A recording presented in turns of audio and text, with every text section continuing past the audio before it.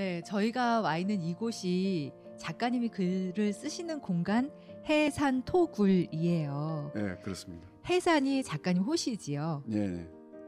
해산은 글자 그대로 해석을 하면 바닷가에 있는 산이다. 그런 의미인데, 그러니까 해산당, 해산옥 혹은 해산정 뭐 이런 식으로 이야기를 해야 되는데, 저는 그 스님들이 당신들이 수도하는 곳을 토굴이라고 하잖아요. 예, 그렇게 겸손하게 이르는 말인데, 그래서 거기서 가져다가 해산 토굴이라고 명명했습니다.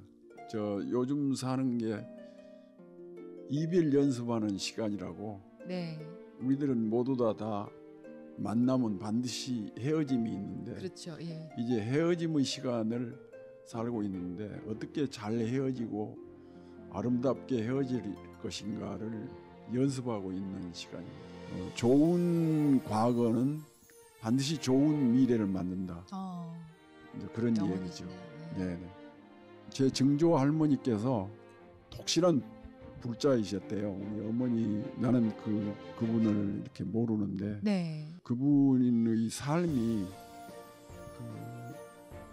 불자로서 아주 독실한 불자였는데, 증조 할머니께서 청관사에서 100일 기도를 해서 우리 할아버지를 낳으셨대요.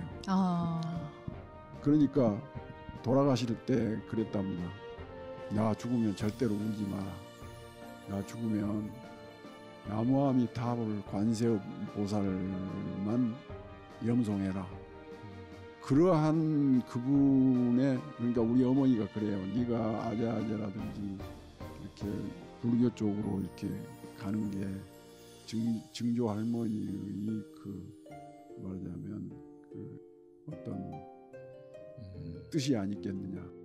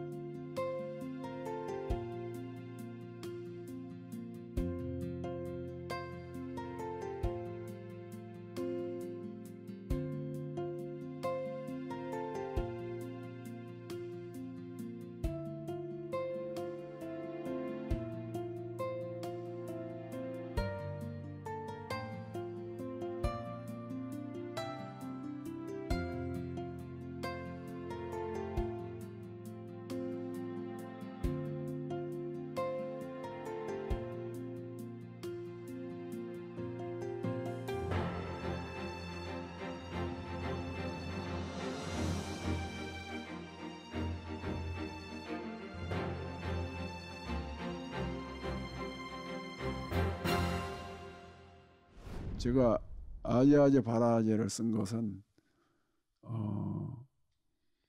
불교 평론이라는 책이 나왔어요.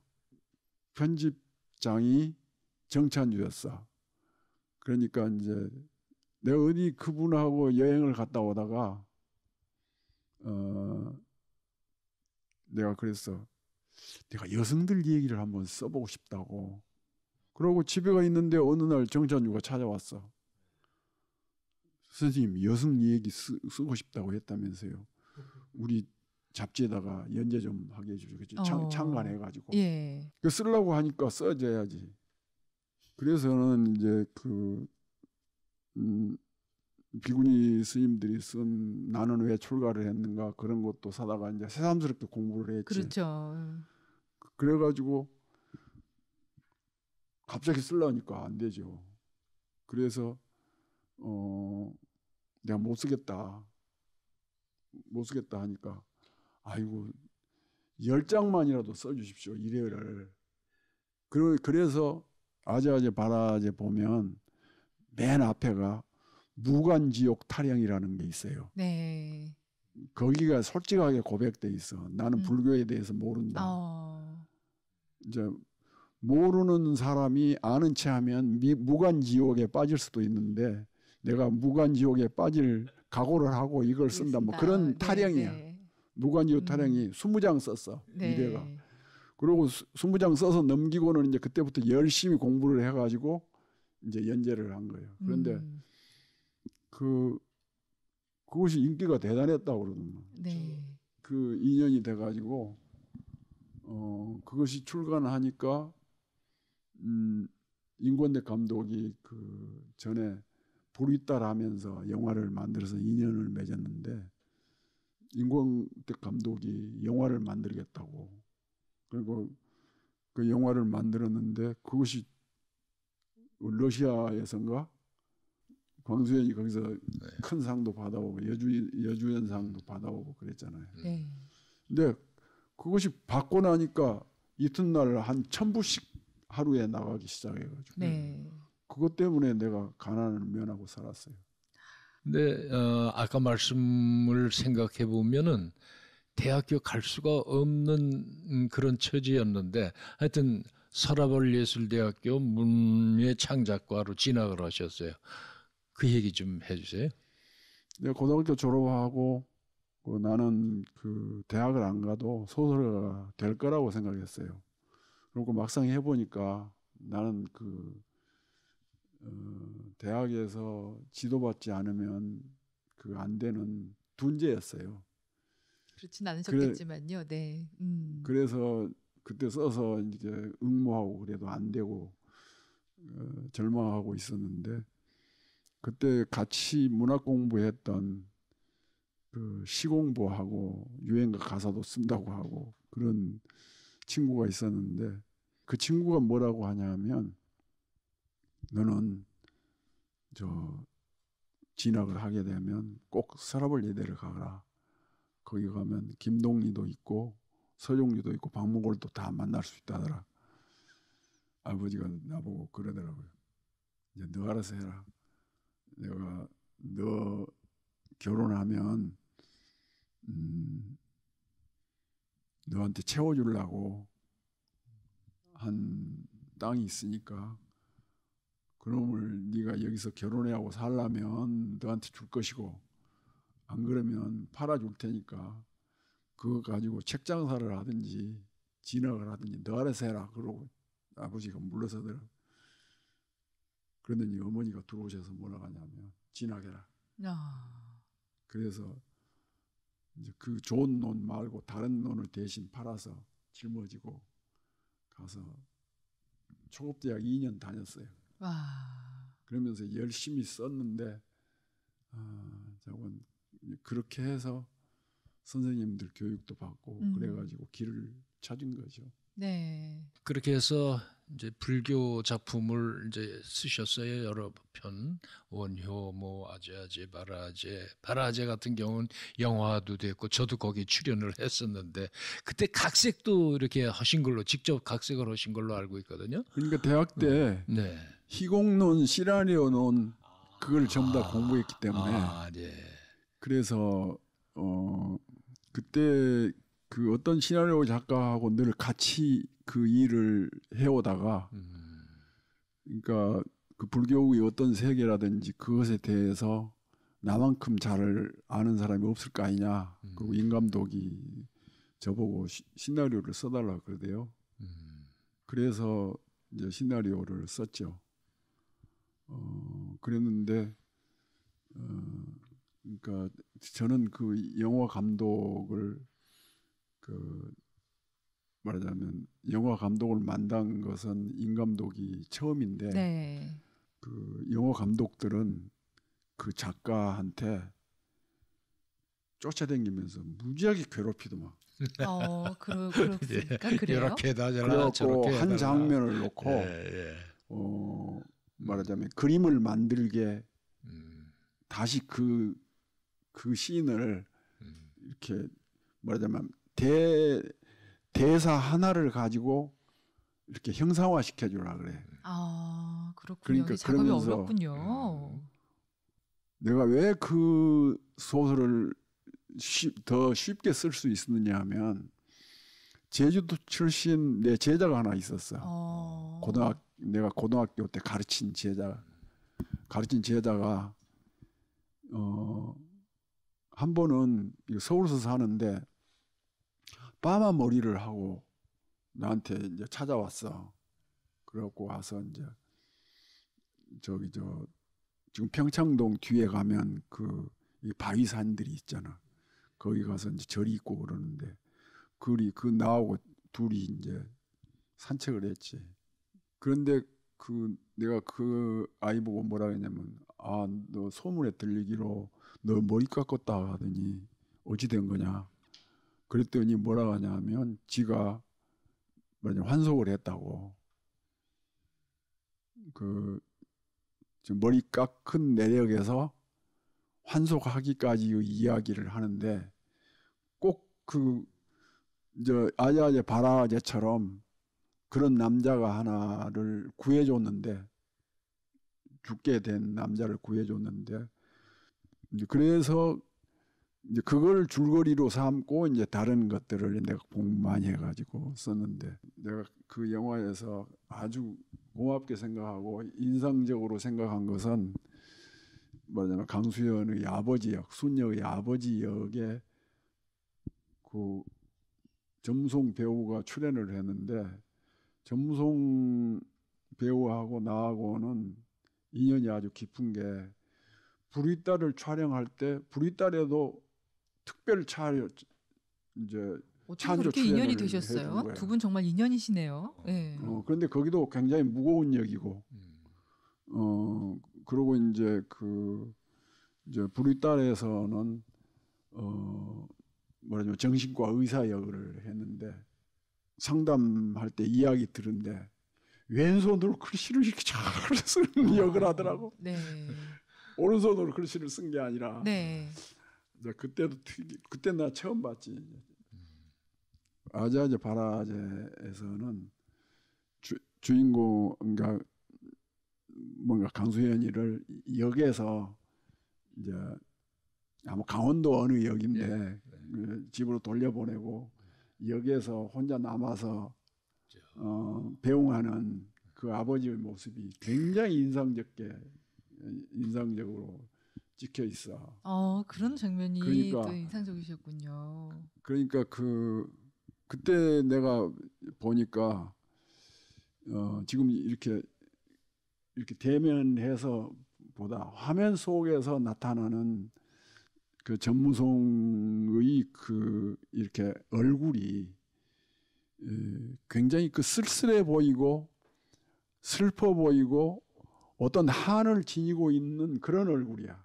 그러니까 어쩜 저렇게 그렇게 할까 싶으시죠. 배우 선택을 잘했을까. 그러니까 그게 감독의 능력이기도 하고 네. 배우하고 감독하고 딱 맞아떨어진 거야. 그리고 작품하고.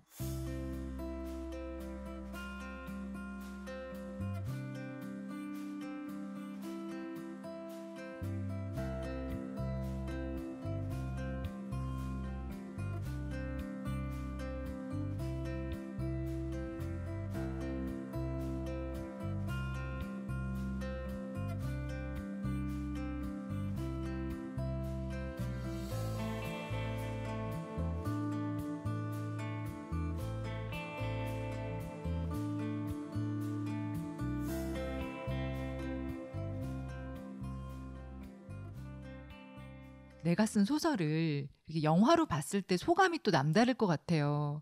영화 아재아재 바라아재는 한승원의 것이 아니라 임권택 감독의 것이에요.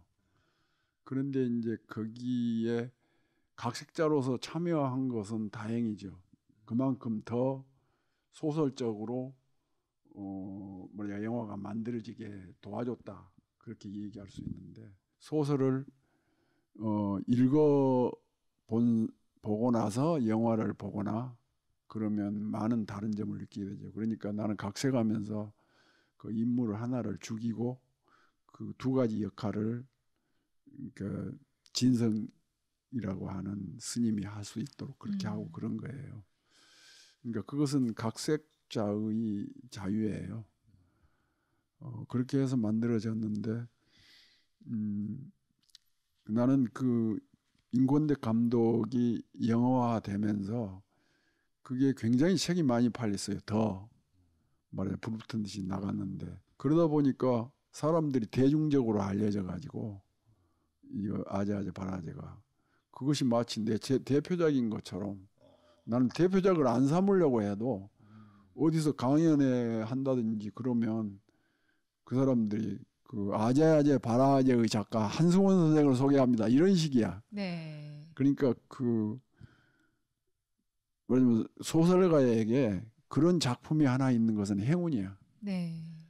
그러니까 그게 엄청나게 팔리니까 그때 대중적인 인기도 별로 없는 작가였는데 내가 비도 안 지고 애들 다 가르치고 살 수 있게 됐잖아요. 네.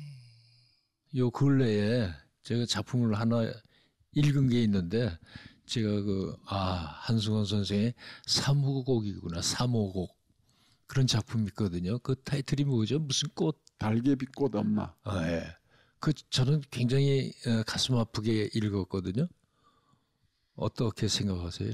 오늘의 나를 있게 한 것은 그 아버지 힘도 물론 있지만 어머니가 결정적인 역할을 했다.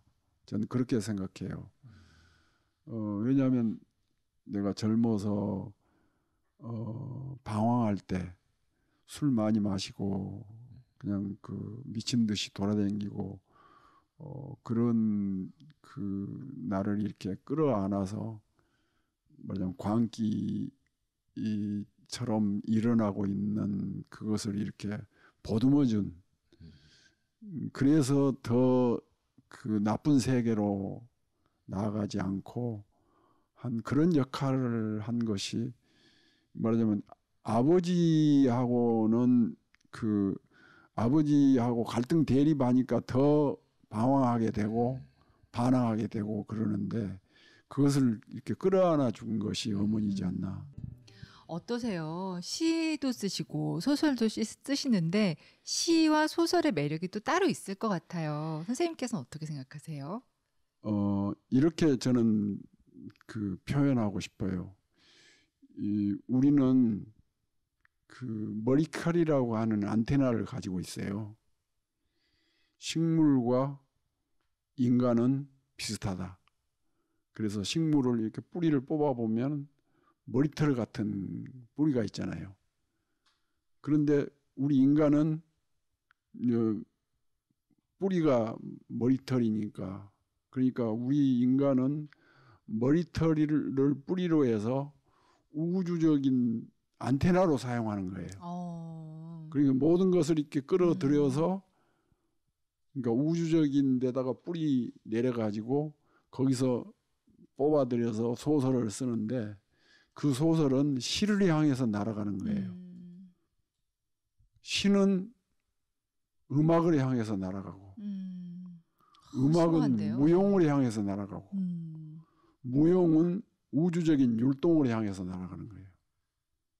그러니까 거꾸로 보면 우주적인 율동을 따라서 춤을 추고 춤을 추는데 거기에 음악성이 있어야 되고 춤은 반드시 음악성이 있지 않으면 안 된다고. 그 음악성은 말하자면 시를 기반으로 하죠. 그 시는 우주적인 어떤 그 서사 그러니까 거꾸로 이 얘기하면 그와 같이 되는 거죠. 본질이다. 예술의 본질이다. 이렇게 생각하실 그렇죠. 수 있는 거예요. 네. 시와 소설, 음악을, 무용을 달리 다르다고 생각하지 않아요. 그러니까 흔히 영화나 시곡, 그러니까 연극을 종합예술이라고 하잖아요. 종합예술 속에는 그 세 가지가 다 포함되어 있는 거죠. 그러니까 시와 음악과 무용이 전부 다 종합되어 있는 거잖아요. 네. 그러니까 이제 그런 식으로 이제 말하자면 우주적으로 생각하는 그 발상이 필요하다고 저는 생각해요. 네. 지금 시에 대한 말씀을 하셨거든요. 그 시 중에 낭송하시고 싶은 시가 하나 꼭 있을 것 같은데 시 하나 낭송해 보실 수 있겠어요 지금? 그럼 이 꽃을 끄고 집으로 오다에 있는 시 한 수 네. 낭송할까요? 좋습니다. 네. 내가 늘 하늘을 보는 까닭은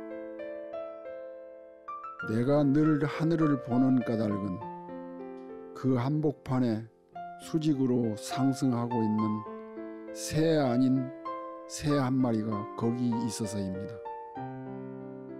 내가 늘 하늘을 보는 까닭은 한낮임에도 불구하고 알 수 없는 별 하나가 거기 떠 있어서입니다. 내가 늘 하늘을 보는 까닭은 말을 하긴 해야 하는데 입이 떨어지지 않는 말 하나가 거기 있어서입니다. 한승원 선생님의 심정이 느껴지는 것 같아요. 네. 우리들이 삶에서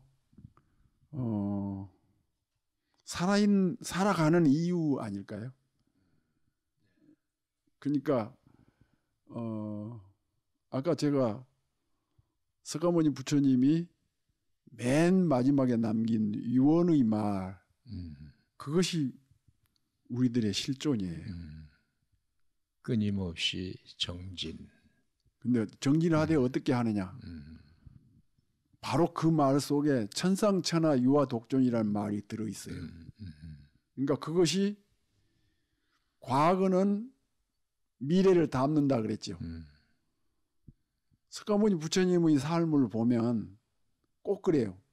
처음에 태어나서 천상천하 유아 독존이라 그랬잖아요. 그 말을 번역하면 하늘 위, 하늘 아래. 네. 내가 혼자 우뚝 서 있다. 그 말은 오만을 말하는 게 아니에요. 인간의 오만함을 말한 게 아니라 신에게도 의탁할 수 없고, 그러니까 천하, 악마에게도 의탁할 수 없는 그 사이에 인간이 혼자 고독하게 우뚝 서 있는 존재가 인간이다. 이제 그런데 그것을 그 유언에서 사촌 동생이자 그 시자인 아난이 누구에게 의탁할까요? 그러니까 신에게도 의탁하지 말고 악마에게도 의탁하지 말고 아까 천상천하 뭐 그죠? 우리들은 한계의 섬이니까 내 등불 내가 밝히고 나가라. 정진하라. 그러니까 인간의 절대 고독을 보듬고 고독할 수밖에 없는 그 삶을 살아야 된다. 사실 한국 문단에서는 작가들의 스승 이렇게 얘기를 하고, 그런데 이제 가정에선 어떤 남편이시고 어떤 아버지셨을까 궁금해요. 아까 저를 딱 처음 만났을 때 매화꽃을 딱 손에 주셔서 참 되게 섬세하신 그런 남편일 것 같다 이런 기대를 했었거든요. 어떠세요?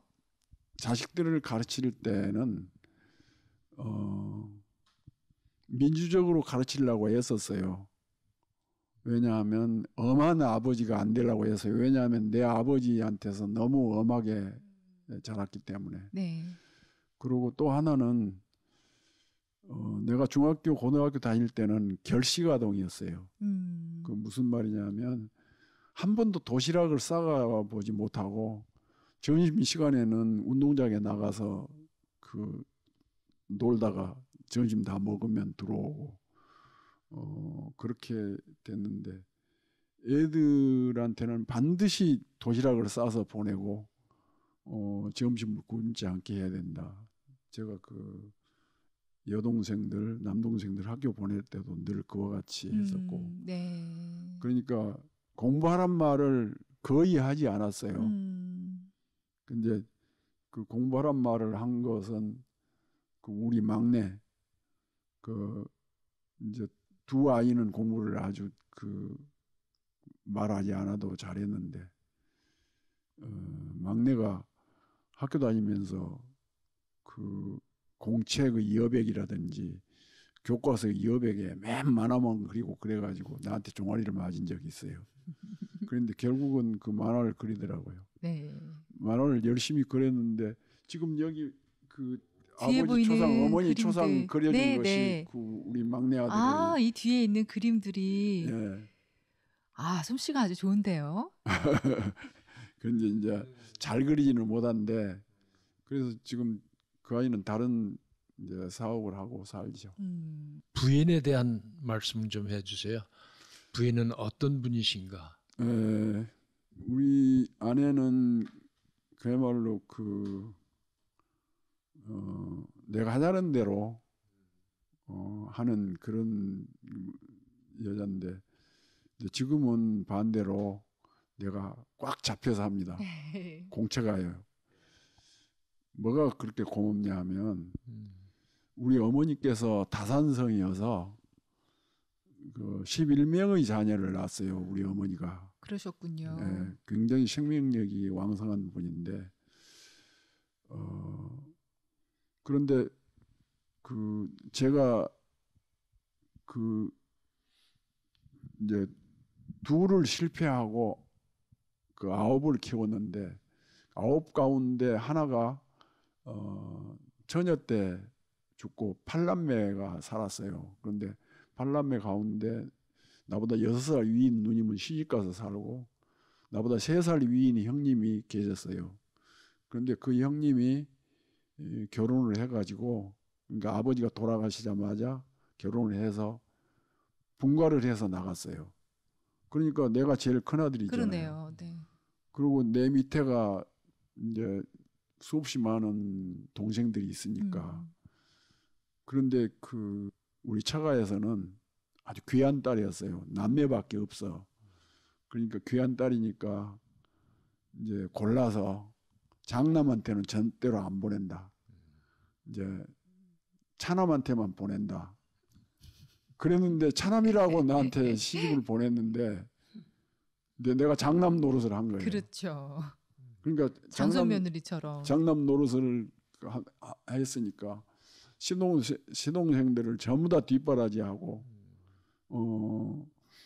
시집장가 보내고 분가시키고 그 일들을 한 겁니다.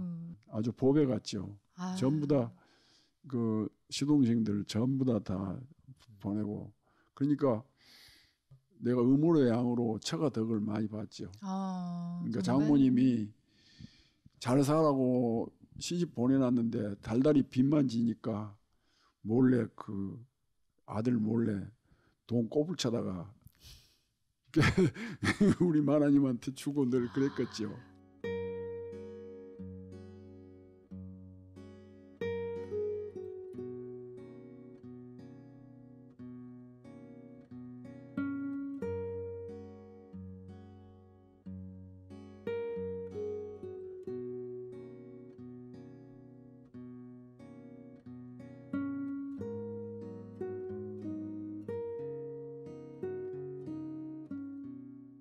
애들이 그 위에 두 아이, 그러니까 아들하고 강희는 그 가난한 소설가의 아들 딸로서 그런 고생을 많이 한 거예요. 네. 그런데 이제 그 아이들이 공부를 잘해. 그러니까 대개의 그 시인이나 소설가들 그리고 예술가들은 머리들이 다 좋아요. 그렇죠. 그러니까 공부를 잘해. 맞아요. 네. 그러니까 공부 잘하니까 대개의 어머니들은 그러니까 그 예술가들의 어머니들은 아야 네가 아버지 소설이나 쓰고 가난해서 안 되겠더라. 너는 법대가 공부 잘하니까 너는 의과대학 가 의사 되어라. 그리고 너는 공과대학 가 이런 식으로 이렇게 교통정리를 많이 했어요. 네. 그렇게 의사도 만들고 법과대학도 보내고 그래가지고 이제 판검사 된 이제 그런 자식들이 많이 있거든요. 주변에 그런 사례가 많이 있으시군요. 그런데 우리 아내는 교통정리를 못한 거야. 그러니까 애들이 국문과 가겠다고 하고 그리고 둘이 다 국문과를 갔잖아요. 아들도 국문과 가고 이제 딸도 국문과 가고 이제 지금 어떤 일이 일어났는가 하면 둘이가 다 소설가가 됐잖아요. 그렇죠. 이제 둘이 다 서울신문 등단을 했는데 딸이 2살 아래고 그 아들이 2살 위인데 이제 둘이 다 대학 4학년 때 응모를 한 거예요. 그런데 응모를 했는데 누가 그 접수를 했냐 하면 우리 마나님이 소설만 써주면 내가 갖고 와서 접수시킬게 그래갖고 웬일이야. 마감날 밤에 저 서울신문사 가서 그 접수 창구에다가 접수시키고 온 거야. 첫 해에. 대단하시네요. 그래놓고는 이제 기다리고 있는 게 아니라 나는 그 어떤 생각이 드냐면 나도 신춘문예 응모를 많이 해서 낙방을 해봤어요. 네. 그런데 나는 그 우리 아내 머리를 보니까 참 머리가 감수성이 예민하고 잘 돌아가요. 그래서 저 아이들은 지금 엄마를 닮아서 한 해 응모하면 금방 당선될 줄 알았어요. 네. 그런데 첫 해 응모했을 때 둘이 다 응모를 했는데 보기 좋게 낙방을 했어. 최종심도 못 가고. 본인들은 이제 첫 번째 응모했는데 그냥 별로 그 대단치 않게 실망하지 않고 또 명년에 하겠다 그런 생각을 가졌겠죠. 그런데 우리 아내가 코가 빠져 있는 거야. 우울해가지고. 실망하셨군요. 예. 우울해가지고. 그런데 그때 우리 어머니가 같이 이제 그때 계셨는데 그 눈치를 알았어. 그래갖고 언젠가 한 번은 밥을 먹는데 마시더니 그런 아들 딸을 다 낳는 줄 아냐? 그러시더라고. 그러고 넘었는데 얼마나 그 소리가 아팠겠어. 그렇죠. 그런데 바로 그 다음에 강희가 먼저 당선을 한 네. 거예요. 아이고 좋아라. 그런데 또 그 다음에 아들이 당선했어. 그러니까 그 아이들은 예. 저 둘이가 다 20대 중반에 당선을 했죠. 나는 20대 후반 28살에 당선했는데. 그러니까 이제 그랬는데 그러고 나니까 뭐라 하냐면 나보고 그러더라고. 우리 집은 소설 공장이야. 그런데 자기가 소설 공장장이래.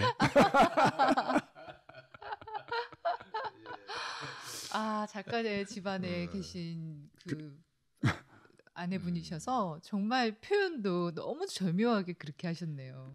그 술 한잔 하고 들어와서 내가 그랬지. 당신 왜 어머니한테는 말 안 해? 어머니는 하나지요. 나는 둘이요. 한번 해봐라. 근데 그 말 못하고 이제 말았지.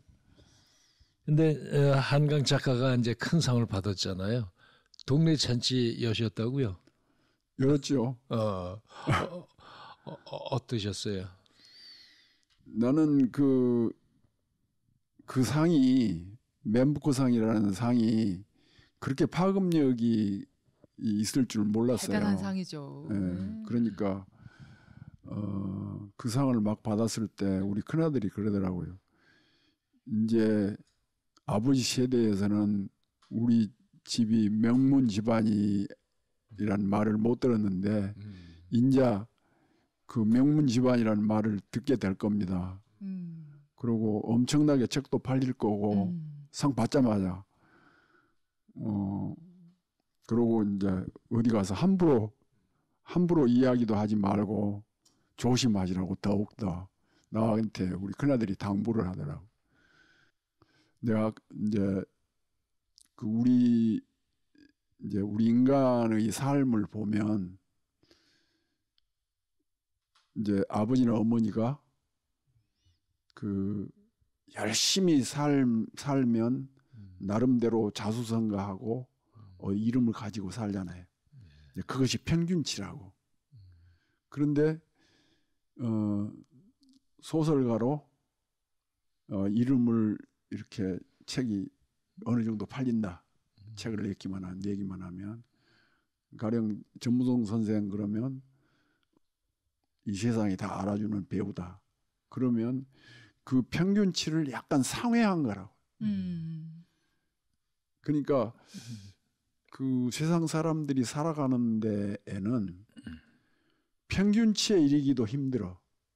그런데 그 아버지가 평균치에 이르러 있으면 그 아버지를 뛰어넘기가 그렇게 힘든데 이미 평균치를 뛰어넘은 전무송이나 평균치를 뛰어넘었다고 생각되는 한승원이를 뛰어넘으려면 얼마나 힘들 것인가. 맞아요.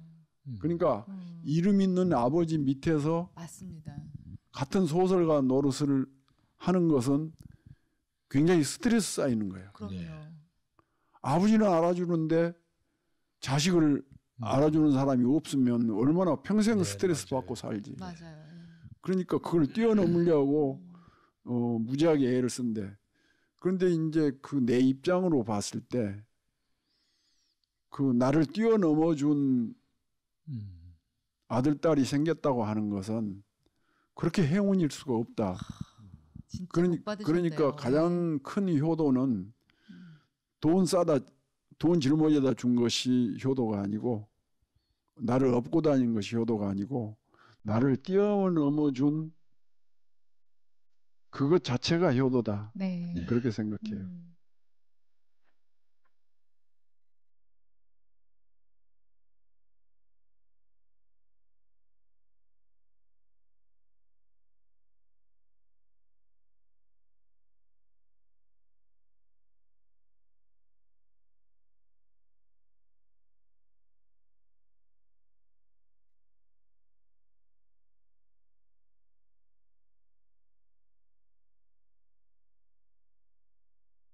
안녕하세요. 소설 쓰는 한강입니다.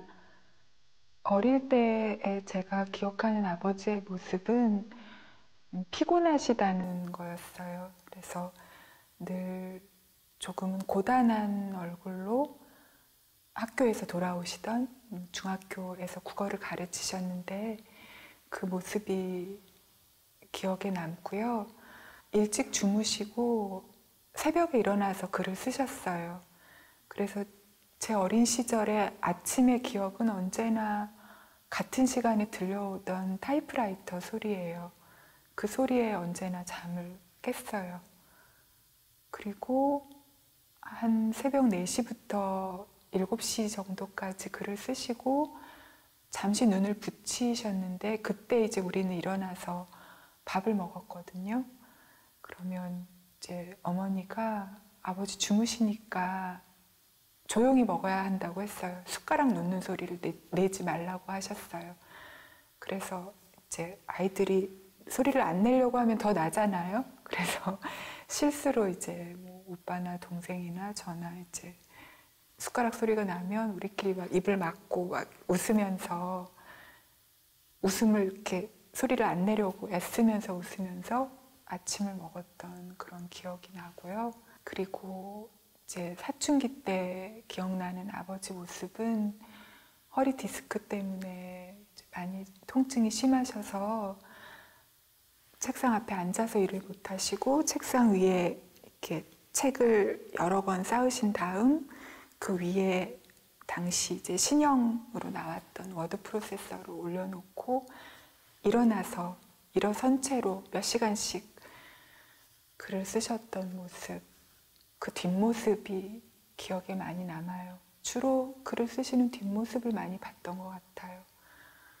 그리고 한참 글 쓰실 때에는 저희가 밖에서 못 떠들게 이렇게 그 서재에 이렇게 방문에 떠들지 마시오 이렇게 써 놓으셨어요. 그렇지만 우리는 열심히 떠들었고 그러면 이제 가끔 나오셔서 조용히 하라고 이렇게 야단도 치시고 그랬던 기억이 납니다. 언제나 같은 시간에 새벽에 글을 쓰셨기 때문에 여행 가시거나 뭐 어디 문상을 가시거나 그런 피치 못할 사정이 아니면 늘 새벽 뭐 4시 아니면 5시부터 7시, 8시까지 쓰시는 모습을 늘 봤고 사실은 지금까지도 그렇게 하고 계시기 때문에 그 새벽의 시간이 저에게는 이제 아버지가 글을 쓰시는 시간이기도 해요. 그래서 늘 생각하는 건 아니지만 가끔 이제 새벽에 일찍 일어나면 아버지가 지금도 이 시간이니까 글을 쓰고 계시겠구나 이렇게 생각할 때가 있어요. 여름에 마당 청소를 하자고 하셨거든요.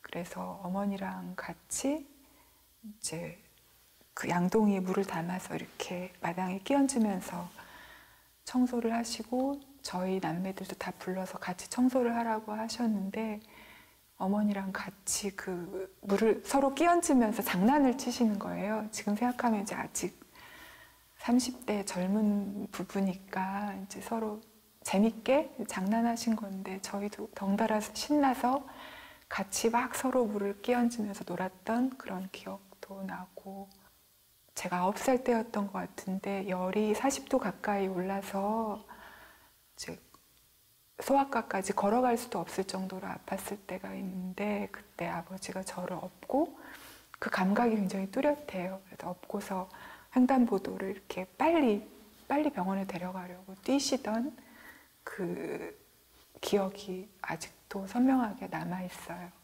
이제 아이들은 다 늦잠 자고 싶어 하잖아요. 그런데 늦잠 못 자게 언제나 아침에 깨우셔가지고 8시 이런 시간에 한참 늦잠 자야 되는 시간에 삼남매를 다 깨워서 근처에 그 손병희 선생님 묘소가 조금 오르막길에 있어요. 거기까지 데려가셔서 맨손 체조 시키시고 그때는 이제 좀 잠도 자고 싶은데 왜 이렇게 매일 힘들게 하시나 이렇게 생각했는데 나이가 이제 먹고 나서 생각해 보니까 그게 사랑이었구나 그걸 이제 느끼게 되죠. 그래서 자상한 아버지였다고 기억이 됩니다.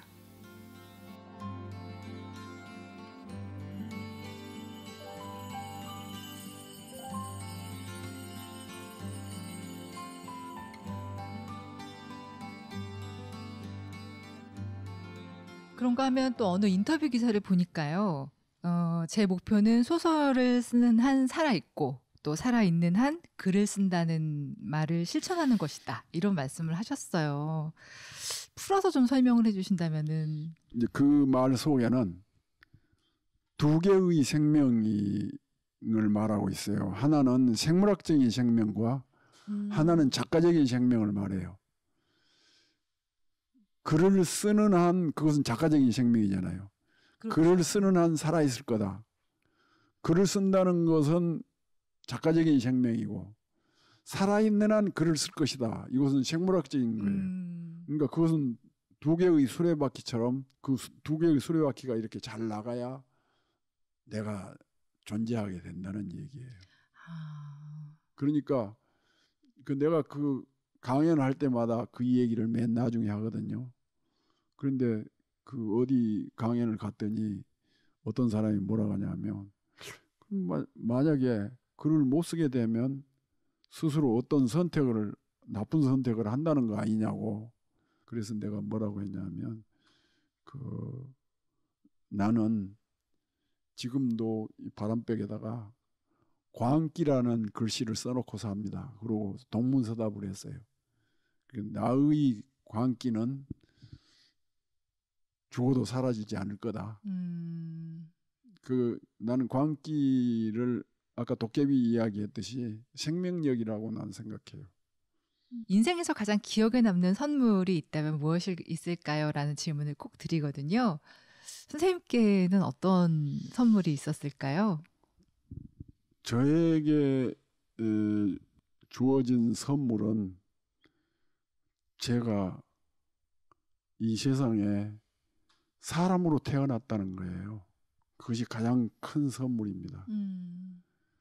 우리 어머니 아버지의 그 뱃속에서 태어난 거지만 사람의 노릇을 하고 산다는 거, 사람 얼굴을 지니고 산다는 것이 가장 큰 선물이 아닐까. 그래서 그 선물을 받으면 고마움을 표시해야 되는데 그 고마움을 어떻게 할까 그것이 그 나에게 주어진 그 삶의 소명 아닐까. 그래서 나에게 사람으로서 살아가도록 준 그 선물에 대한 고마움으로 나는 열심히 살아서 내 삶을 누군가가 고마워하도록 그렇게 살아야 되지 않을까. 그래서 저는 그거 자체가 하나의 보시라고 생각하는데 네.